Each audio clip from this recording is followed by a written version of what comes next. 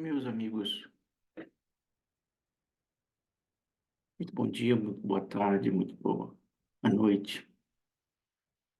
Recomendamos a todos aqueles que estejam nos vendo e ouvindo usando um celular que o coloquem na horizontal, porque irá facilitar que vocês vejam as telas que iremos mostrar.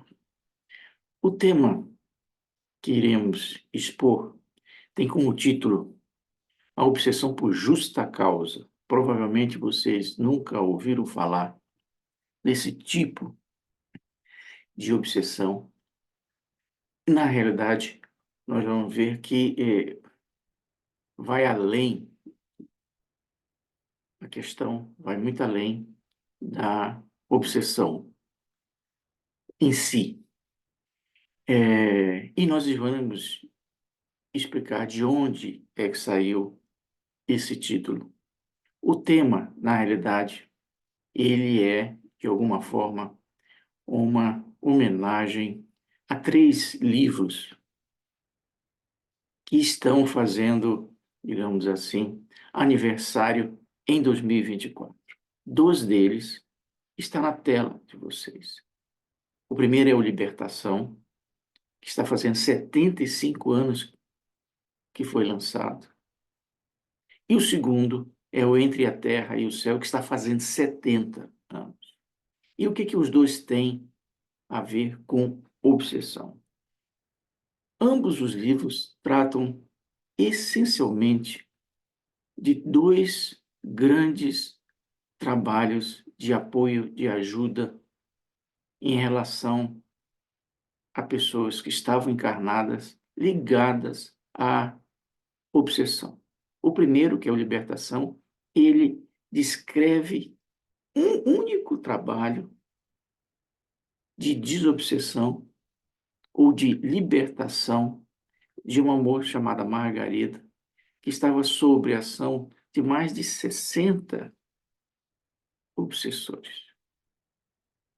E o segundo, que é o Entre a Terra e o Céu, relata também a ação, o apoio do plano espiritual em relação a uma obsessão muito interessante, certo? De uma senhora que havia desencarnado, deixado na matéria o marido e um filho, e, posteriormente, ele vem a se casar novamente, e a senhora desencarnada, certo? Passa a obsidiar a segunda esposa por ciúme.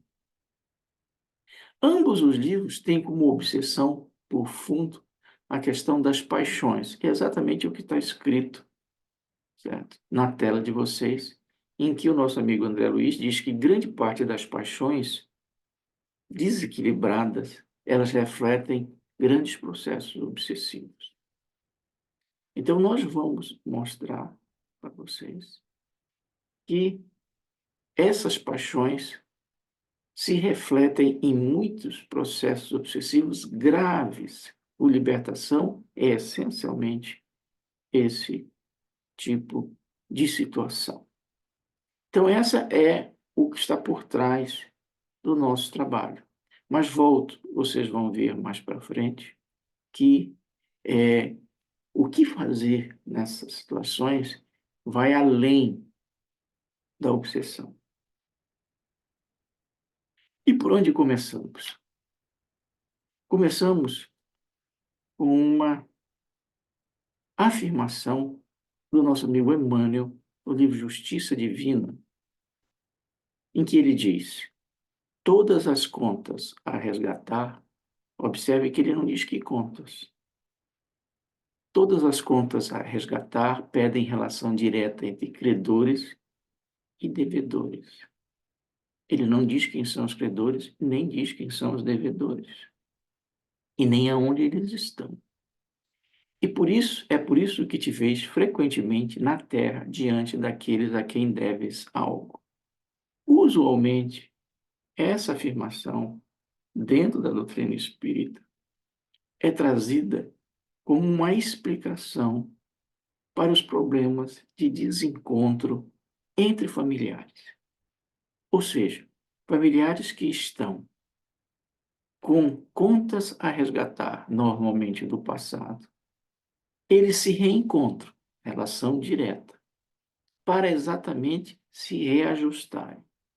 Então, essa é, normalmente, a utilização dessa afirmação para explicar, para justificar esses profundos desencontros que muitas vezes ocorrem dentro dos lares.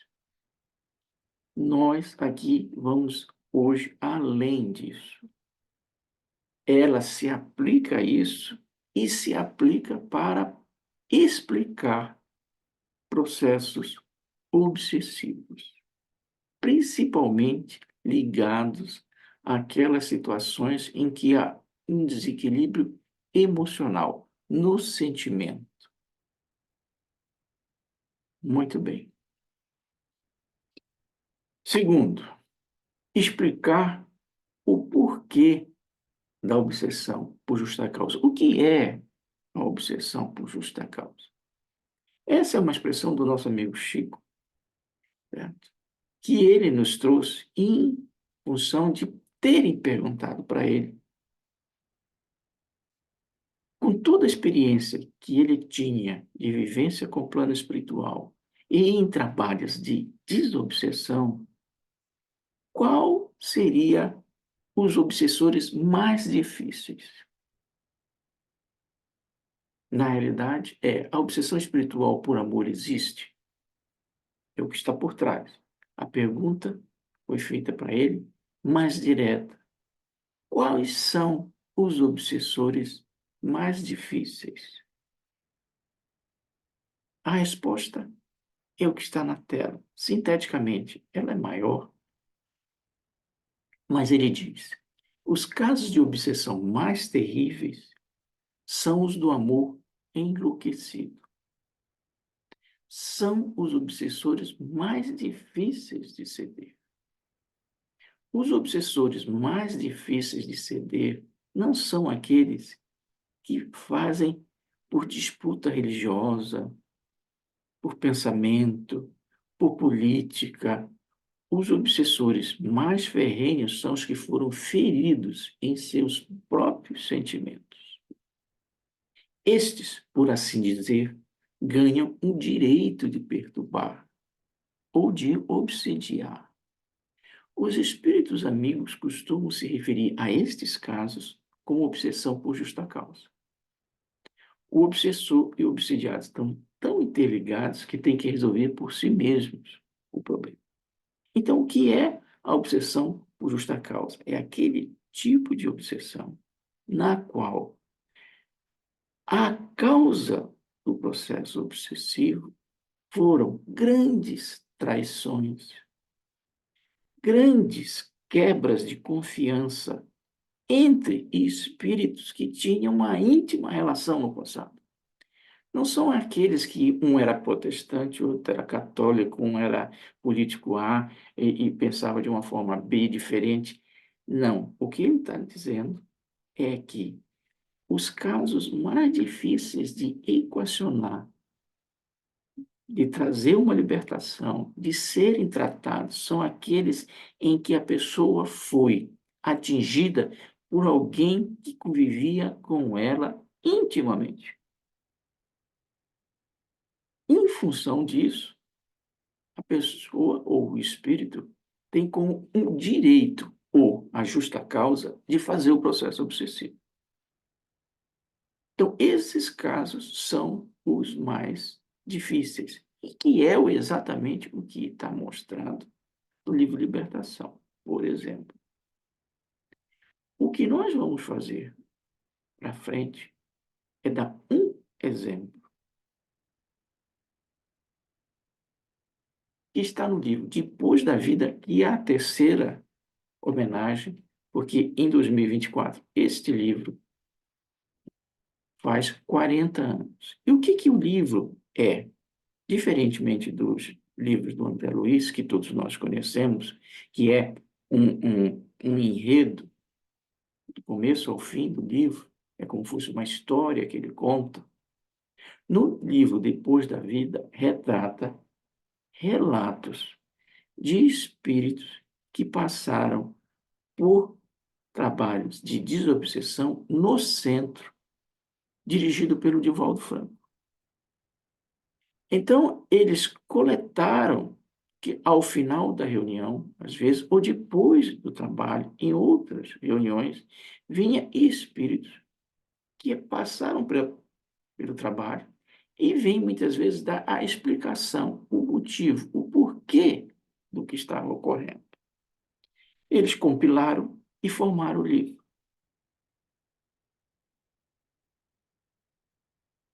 Recomendamos que possam ler, porque é um trabalho extraordinário. Vamos destacar um caso. Por quê?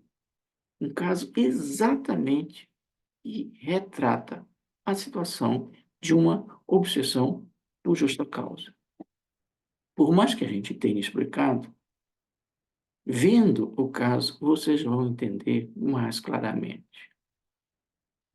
É a situação de alguém chegou ao centro, Caminho da Redenção, que é o nome do centro, dirigido pelo Divaldo, com uma solicitação. Sabe essa situação em que você traz o nome de alguém que você sabe, que você acha ou que você pensa que está passando por um processo de obsessão para ser ajudado? É o que aconteceu.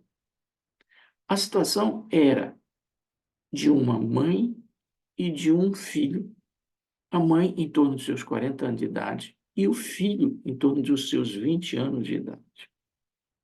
A mãe já estava internada num hospital psiquiátrico há vários anos, com um diagnóstico de esquizofrenia. E o rapaz estava começando a apresentar transtornos mentais semelhantes.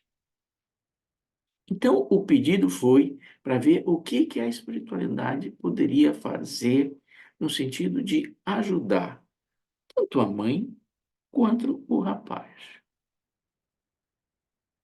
Muito bem, passado-se algum tempo, se comunica um espírito que faz o seguinte relato. Ele diz: eu estou me empenhando para levar o rapaz a ser internado e posteriormente se suicidar. E ela ficar lá também. Perguntam para ele por quê. Qual a razão dessa situação? Ele diz: eu, na última encarnação, fui médico paulista e muito conceituado.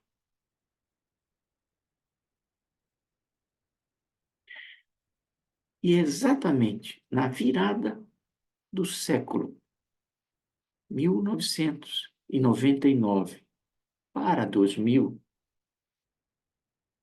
ou seja, era a virada do século e a virada do milênio, eu realizei uma festa na minha mansão.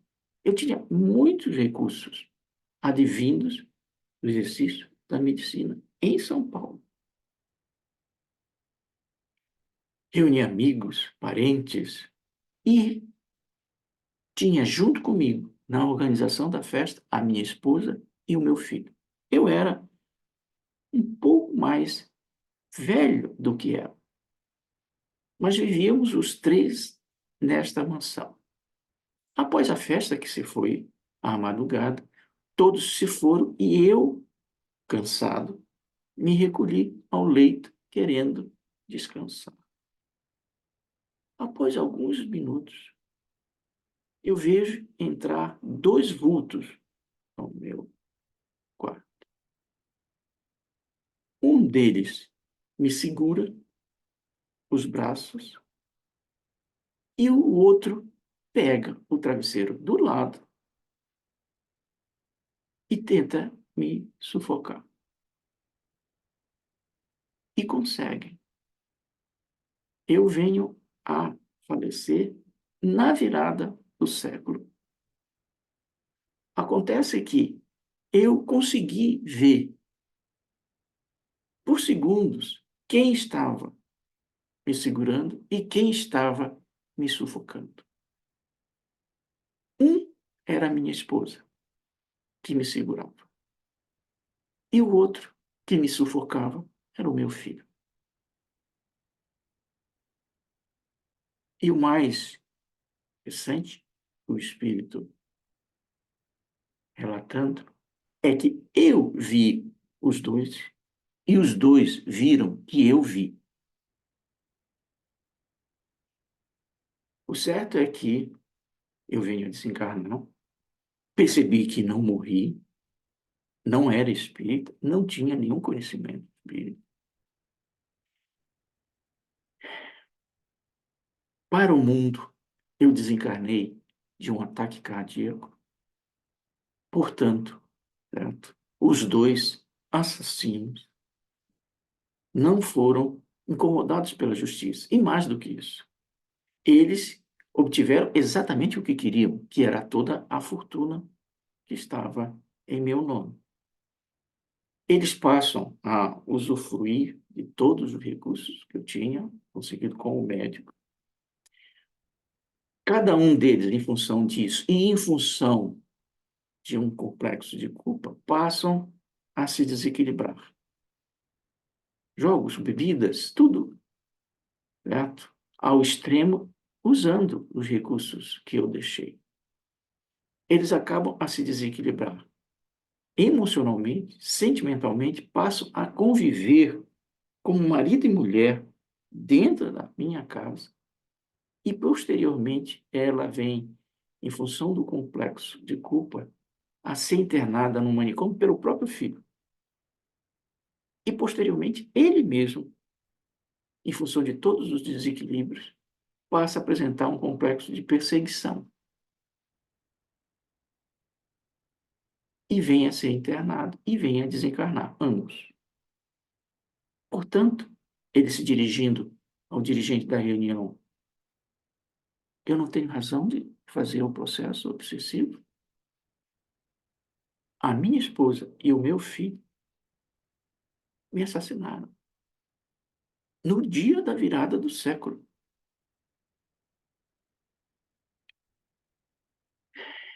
E ele complementa.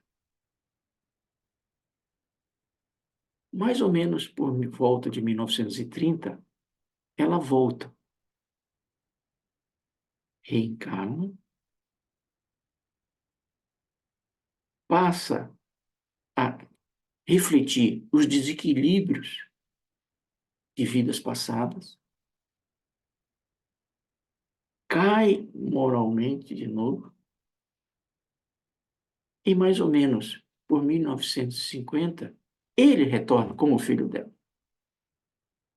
Só que ela retorna com profundos desequilíbrios vindos da encarnação anterior, razão do porquê foi internada. Mas eu estou fazendo com que ele vá no mesmo caminho. Esse é o meu trabalho. Então, esse é um exemplo de obsessão por justa causa. Agora, precisamos compreender o que está por trás de uma situação dessa. E o que fazer? Como lidar com esses obsessores que o próprio Chico, muito tempo antes desse relato, certo? Denominava de espíritos os mais difíceis de serem levados. Por quê? Porque foram traídos por aquelas pessoas que conviviam com ele de mais de perto.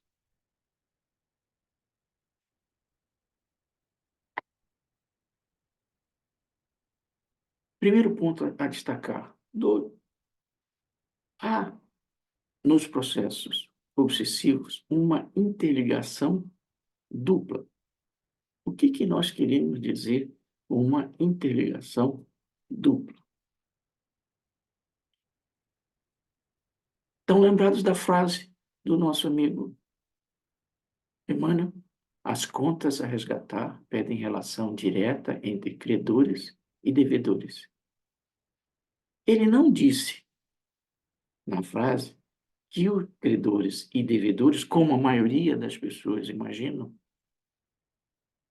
que elas estão ambas encarnadas. Quando elas ambas estão encarnadas, eu denomino essa situação de profundos desequilíbrios familiares. Quando um está encarnado e o outro está desencarnado, nós denominamos essa situação de obsessão. Então, obsessão é quando você tem profundas contas a resgatar e um está encarnado e o outro está desencarnado. Então, esse é um ponto que é raramente visto na orientação do nosso amigo Emmanuel. E se lembra da outra frase do nosso amigo Chico Xavier? Obsessor e obsidiado estão tão interligados que tem que resolver por si mesmo. Por que eles estão tão interligados? Essa frase é semelhante à de um escritor tcheco que diz: a armadilha do ódio é que ele nos prende muito intimamente ao adversário. Então, havia um ódio enorme entre o médico e os dois espíritos que tinham sido esposa e filho no passado. Mas por que eles estavam tão intimamente interligados? Primeiro, porque, segundo a lei, credores e devedores têm que ter uma relação direta para o resgate. Essa relação direta, na maioria das vezes, estão os dois, todos encarnados. Nesse caso, e em muitos casos, uma parte fica encarnada e outra parte fica desencarnada, gerando as obsessões. Agora, o segundo ponto importante dessa interligação, a primeira nós falamos, é uma interligação que todos veem, todos detectam, tanto que fazem pedidos para tratamento, pedidos de oração, para melhorar a situação. A segunda interligação é que muitas vezes não é vista. Por quê? E ocorre que o obsessor sempre encontra o obsedado, que o credor sempre encontra o devedor. Os dois não tinham permanecido na matéria após o desencarne do médico? Sim. Eles vieram a desencarnar? Vieram. Foram para o plano espiritual? Foram. Passaram algum tempo lá? Passaram. E reencarnaram. Ela primeiro e ele depois.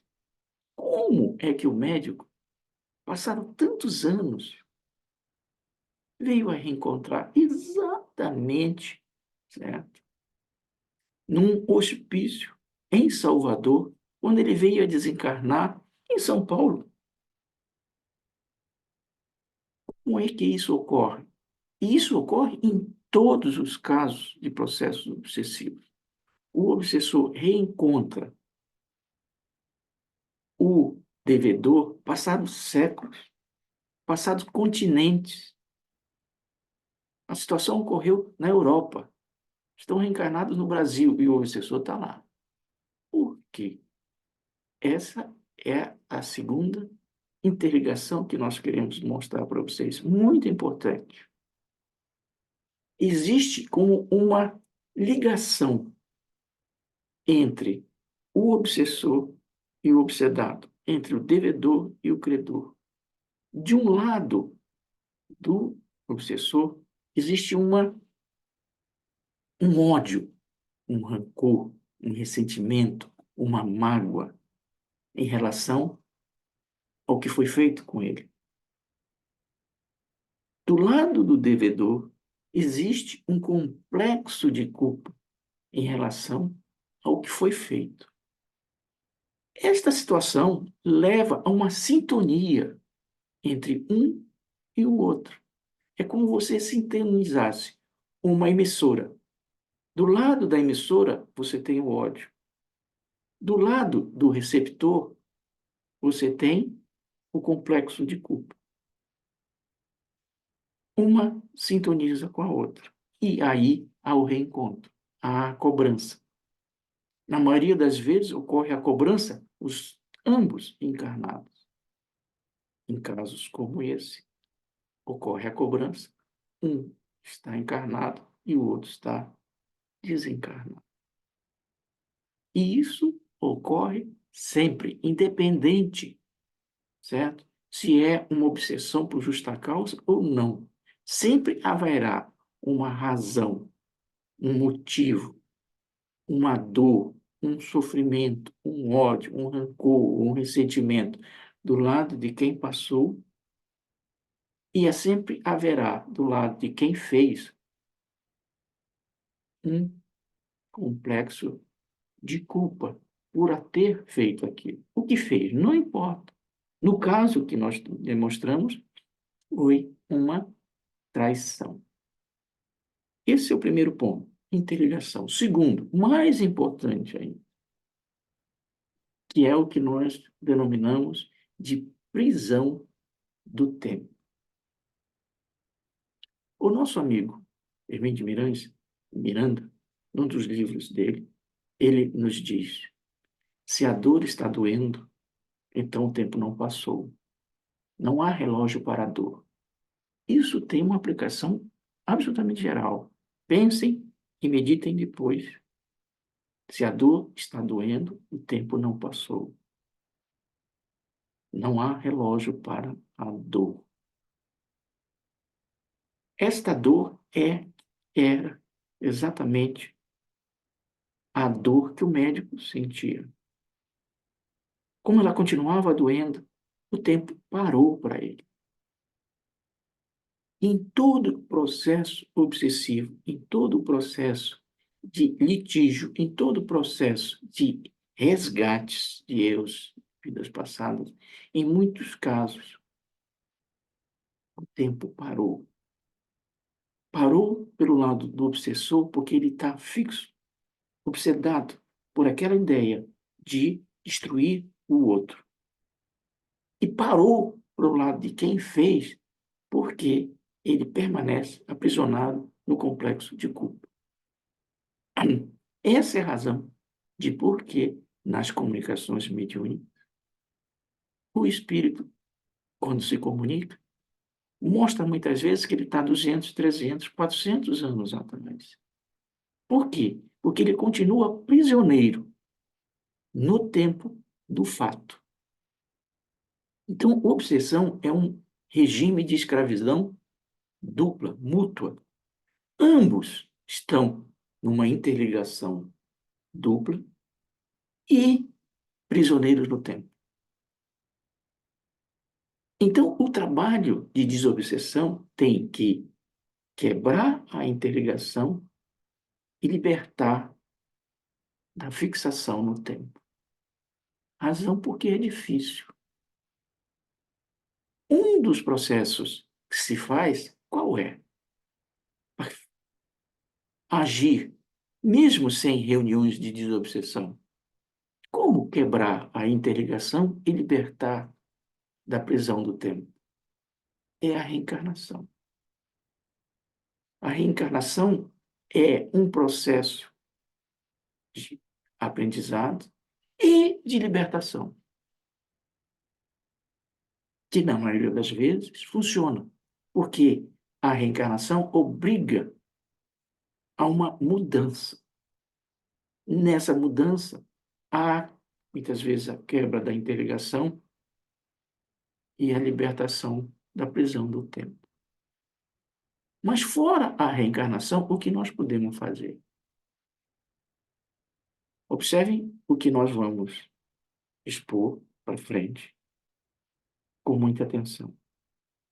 Não se aplica apenas a situações de obsessão por justa causa. Poderão pensar, a nossa exposição é sobre processos obsessivos. Era, até esse momento. daqui para frente, ela tem uma aplicação para mim, para você, em uma quantidade enorme de situações.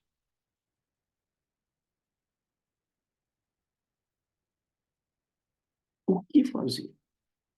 Veja bem, não sei o que pode ter acontecido com você, comigo, no tempo. Alguém ou alguéns, no caso do médico, duas pessoas, feriram você, maltrataram, causaram um trauma em você, causaram uma dor em você. O que normalmente ocorre é, em função disso, você passa a ter uma mágoa em relação àquela pessoa. Não precisa ter sido morto, como um médico foi. Uma dor, um sofrimento, alguma coisa que fizeram em relação a você. Ocorre naturalmente a mágoa. O nosso amigo, o Sandro Klinsley, ele diz e define brilhantemente o que é uma mágoa. A mágoa é um carvão que eu seguro na mão com a esperança que o outro sinta o que eu estou sentindo.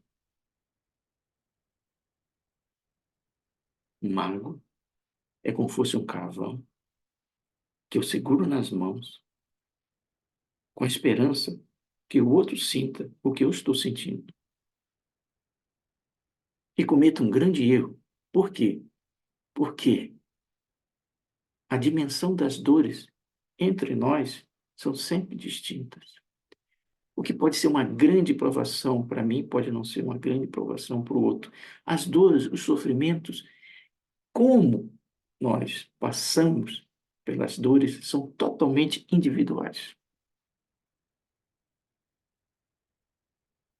Então, essa esperança refletida no nome de mágoa, tem uma mágoa por você. Volto, não precisa ser o caso como médico. Pode ser qualquer outra situação em que você foi, muitas vezes, trazido a você uma dor, um sofrimento, um desencontro, uma traição, como no caso. O primeiro degrau é a mágoa. E eu mantenho essa mágoa com a esperança que você consiga sentir, com a minha mágoa, a dor que eu estou sentindo. Mas se eu mantenho a mágoa, eu passo para um outro patamar, que é o ressentimento. E quem nos define o que seja ressentimento é a nossa amiga Dona Jane Júlio.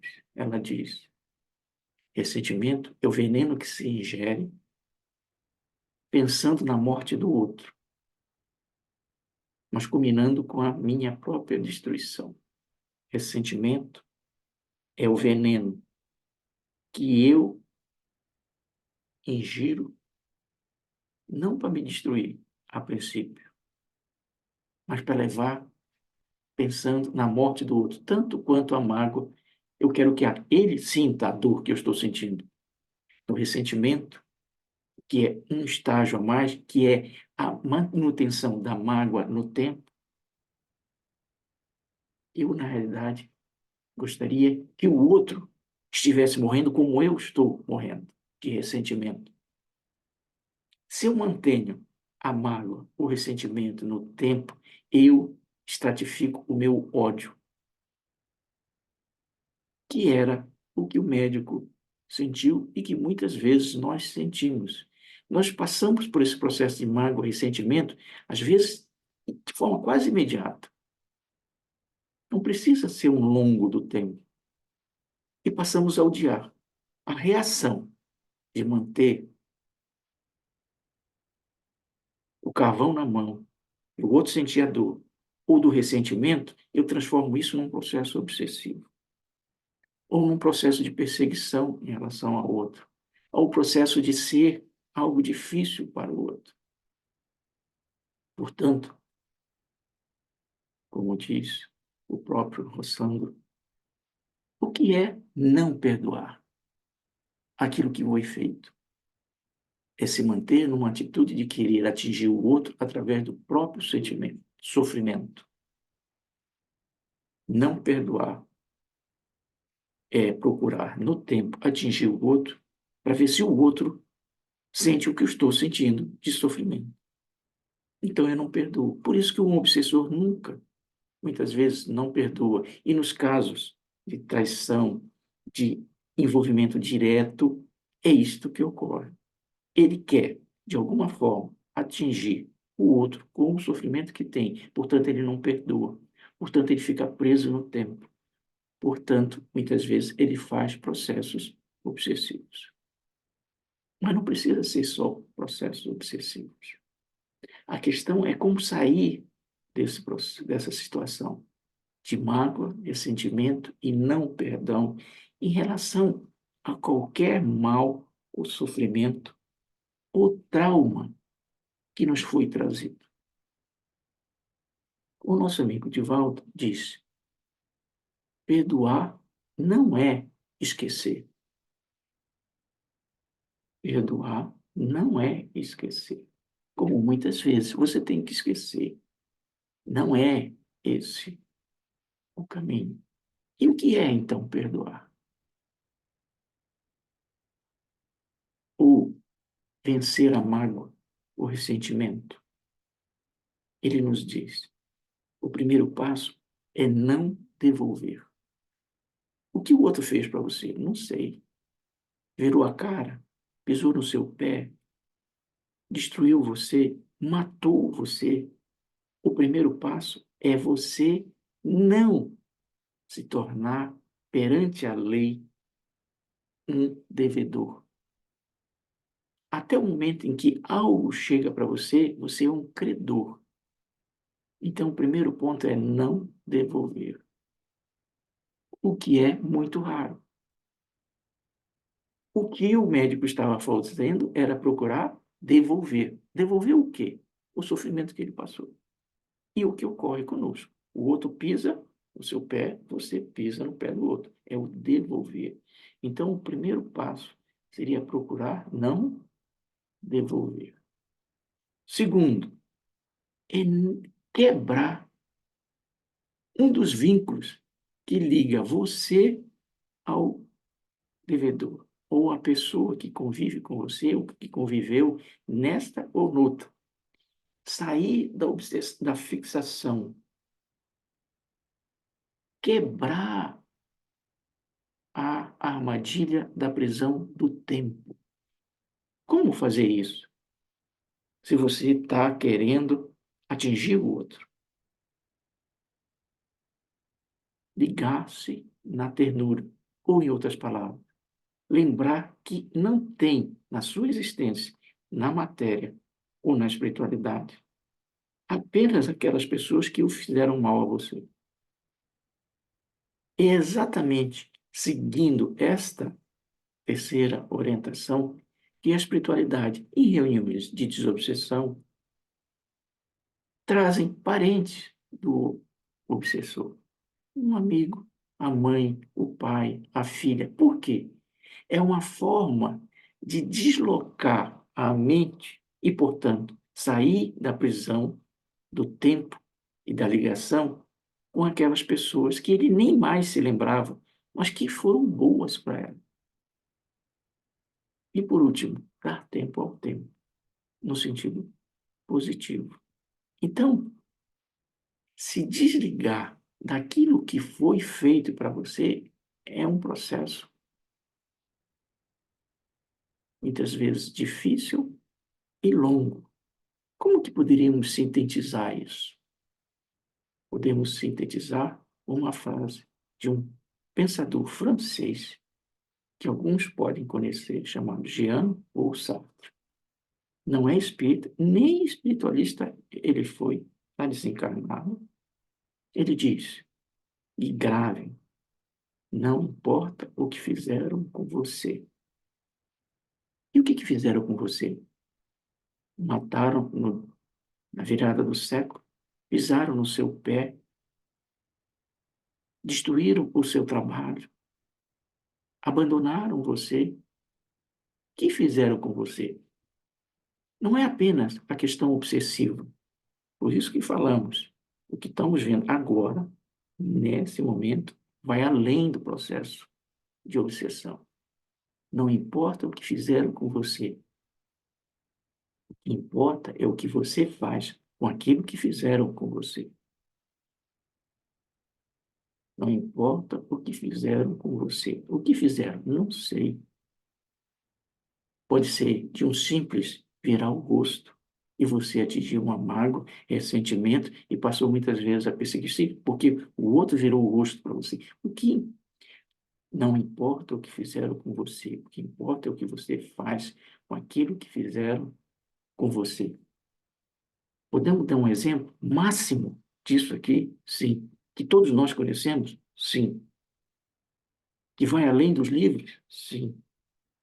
Há 2000 anos atrás, um homem reencarnou com o objetivo de trazer uma nova mensagem para a humanidade.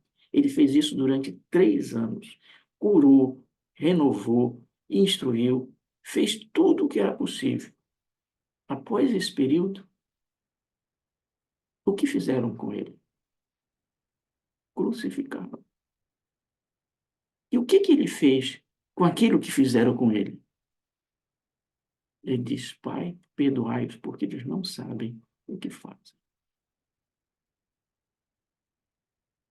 Não importa o que fizeram com você, importa o que você faz com aquilo que fizeram com você. O médico podia ter se interligado com outras amizades, com outros parentes. O que fizeram? O que ele fez com o que fizeram com ele? O que ele fez foi um processo obsessivo. E assim nós fazemos por N coisas que acontecem de dor e sofrimento que fazem. Eu posso não fazer um processo obsessivo, mas entro num processo de depressão, de amargura, de tristeza, de melancolia, em vez de reagir. Não importa o que fizeram com você, importa o que você faz com aquilo que fizeram com você. Ou, como diz o nosso amigo André Luiz, com a mesma ideia do francês, não importa o que ocorre com você, importa é o seu modo de reação, é o que está na tela. Exatamente. Não importa o que fizeram com você, o que importa é o que você faz com aquilo que fizeram com você. Está claro?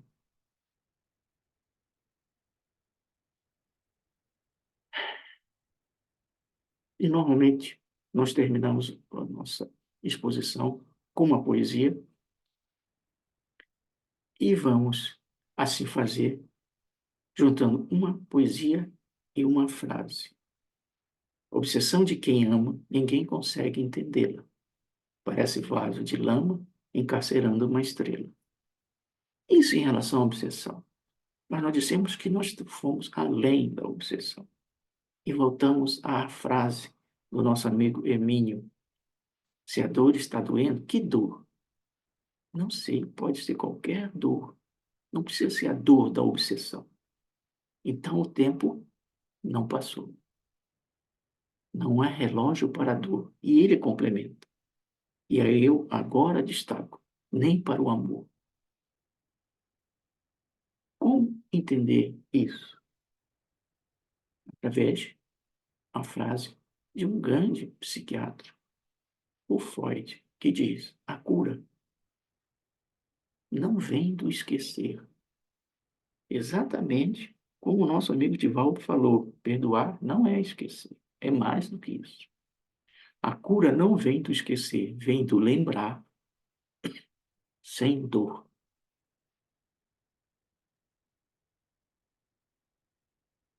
O tempo permanece parado porque essa dor, eu me lembro do fato, do que o outro fez com dor. E como fazer esta cura? A dor, o sofrimento, o desencanto transformam, inevitavelmente, todos nós. mas às vezes se transforma para pior.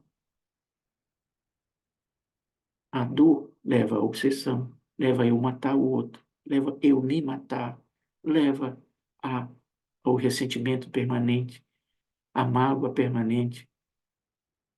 A dor transforma, sem a menor dúvida, mas muitas vezes transforma de forma negativa. Quando é que eu consigo a cura da minha dor? Eu consigo lembrar sem dor. Quando eu consigo uma transformação através do amor. Foi o que o Cristo conseguiu na cruz. A cura não vem do esquecer, vem do lembrar sem dor.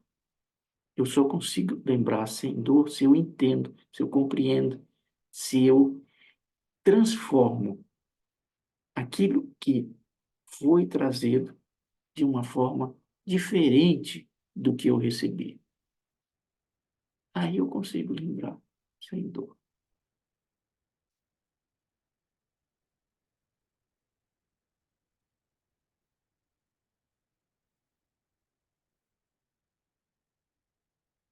Um grande abraço a todos. Certamente nos vemos no futuro. Leiam os livros que nós relatamos. Libertação, entre a terra e o céu. Vocês verão compreender mais especificamente a questão da obsessão, muitas vezes dentro do lar. Mas é mais do que isso. Friso, as diretrizes de como se libertar, que nós mostramos, vai além. Vai além. O importante não é o que acontece conosco, mas é como nós reagimos ao que nos é trazido.